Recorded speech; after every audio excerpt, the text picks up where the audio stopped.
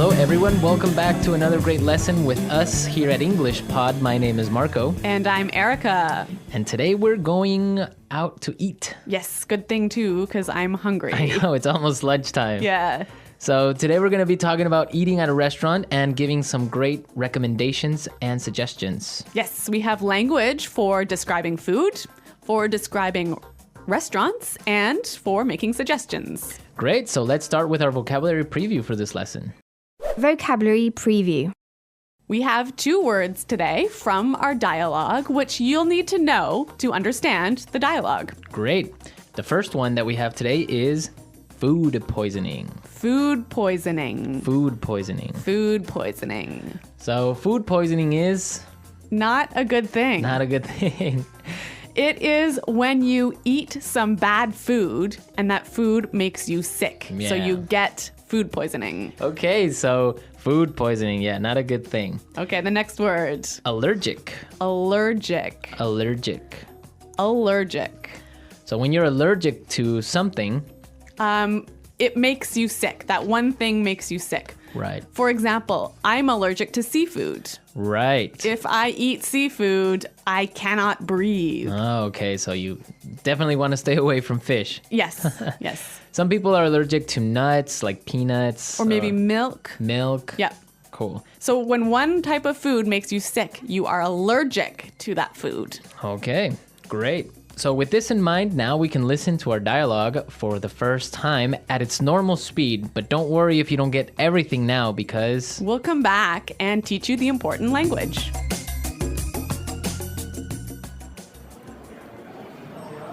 Do you two have any plans for the evening? We were thinking of checking out a restaurant in the neighborhood. Do you have any suggestions? I know this really nice Italian place. The food is fantastic and the decor is beautiful. I'd recommend giving it a try. Actually, I'm not all that crazy about Italian food. I'm in the mood for something a bit lighter. In that case, I know a great little bistro. They make a really tasty seafood platter. The fish is outstanding. It sounds fantastic, but I'm allergic to seafood, so... Okay, well, let me think. I know this great little place. It's just a hole in the wall, but they do the most amazing sandwiches. You've got to give them a try.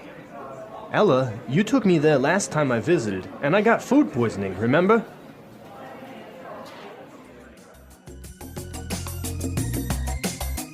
Well, I'm getting hungry just thinking about all of those great restaurants. Yeah, some really good recommendations, except for food poisoning, right? No, not so good. Let's start with our language takeaway for this lesson. Language takeaway. Our first word on language takeaway is check out. Check out. Check out. Check out. So we have some great examples on how we can use check out in different situations, and then you can understand the meaning. Example 1. Have you been to the new cafe next door? Yeah, I checked it out yesterday. The food was great. Example 2. Hey, check out my new car. Example 3. I'm going to check out that new shopping mall this weekend.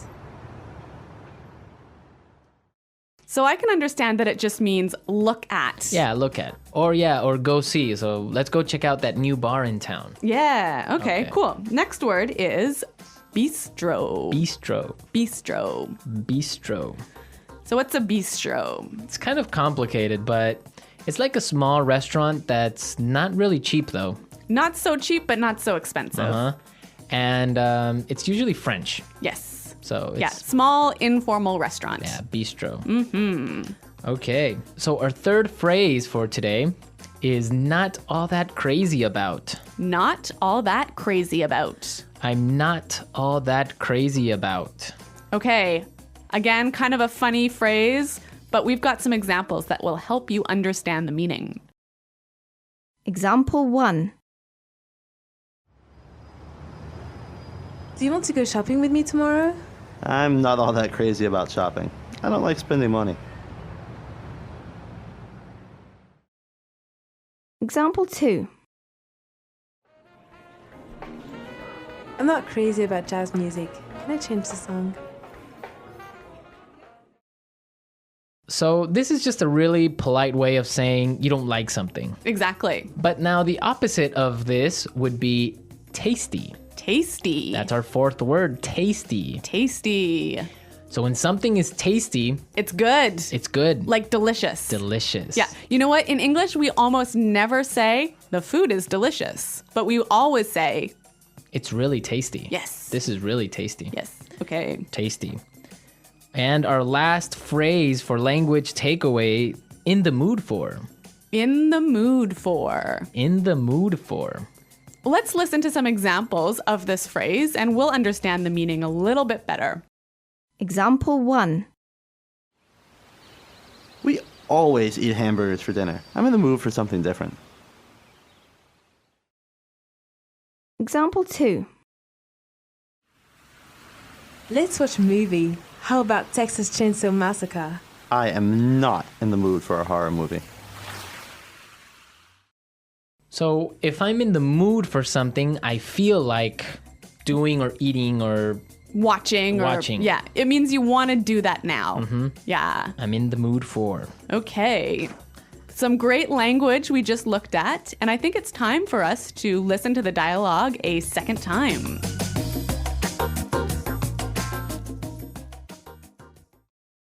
Do you two have any plans for the evening?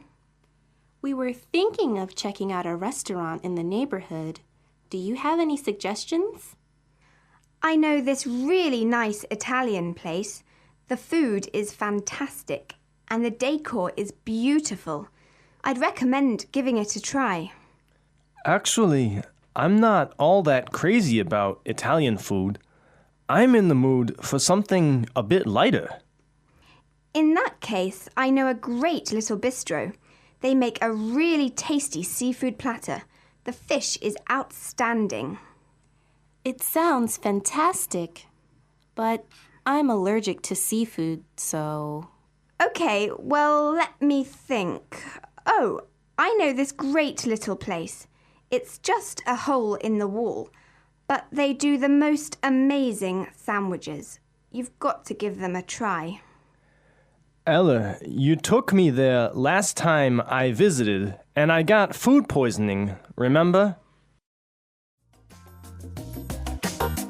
Okay, some really great and useful phrases there, and I know you want to talk about specifically some of these phrases. Yes, today's lesson is all about making recommendations, right? Right. So let's look at some useful phrases in Fluency Builder. Fluency Builder. So in the dialogue, we heard a great way of asking for a suggestion. That's right. Let's listen. Do you have any suggestions? Do you have any suggestions?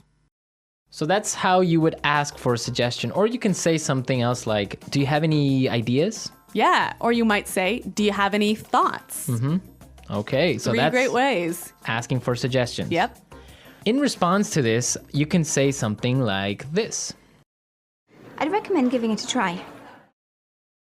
I'd recommend giving it a try. We also heard another phrase that we use for giving suggestions. You've got to give them a try. You've got to give them a try. So these two phrases are great. I'd recommend or you gotta give them a try. Yeah. Great ways of suggesting. Yes. Now, what's really important here is the pronunciation of these words, right? Yeah, you'll notice that we don't say, I would recommend. Right. We use the contraction I'd. I'd recommend. I'd recommend. Similarly, in the phrase, you have got to, we shorten that to say, You gotta. you gotta. You gotta give them a try. You gotta. You know what, guys? If you can shorten your phrases like this, if you can push the sounds together, you'll sound a lot more natural, hey? And also you'll be able to understand because in movies or in shows, they will never say, you have got to give them a try. Yeah. So if you know how to use this form, you'll understand what they mean. Exactly. Okay, great. Well, why don't we listen to the dialogue a third time and you'll hear some of these contractions in the dialogue.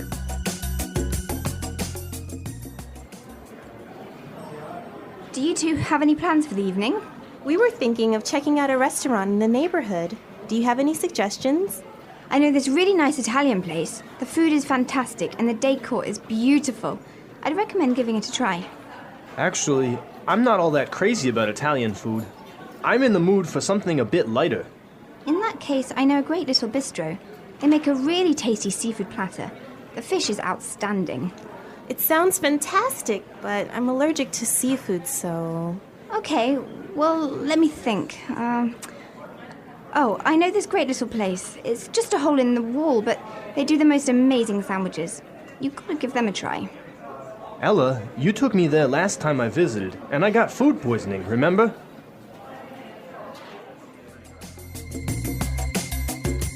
Okay, great dialogue. And Erica, I know that you have some food poisoning stories for us. Well, I don't know about stories, but I've definitely had food poisoning before. Yeah. One of the worst times that I ever had food poisoning was when I was traveling in Morocco. Okay. I had some really amazing orange juice, really fresh, squeezed that day in the morning. And then I got on a bus. Okay. I think you can see where this is going. Yeah, so I was on the bus and then I started to feel really sick. And I was just hoping that the bus ride would be over soon. Yeah. But unfortunately it wasn't. Oh, no. All I can say is that I was sick. And all I can say is that I was pretty sick and really, really unhappy. Yeah, I bet. Well, that's very strange that you got sick from orange juice, huh? Well, yeah, maybe it was with some dirty water or something like that. I don't know. It was a terrible situation. Yeah, it's always complicated when you're traveling to other countries. It could be the water, it could be the way they prepare things. So Yeah. Food poisoning. Guys, I hope that you don't get food poisoning. And if you have any food poisoning stories, it would be great for you to share them. Yes, at our website, englishpod.com. And we'll see you there to answer all your questions and comments, but now we have to go. Okay, guys, thanks for listening. We'll see you there. Bye-bye. Bye.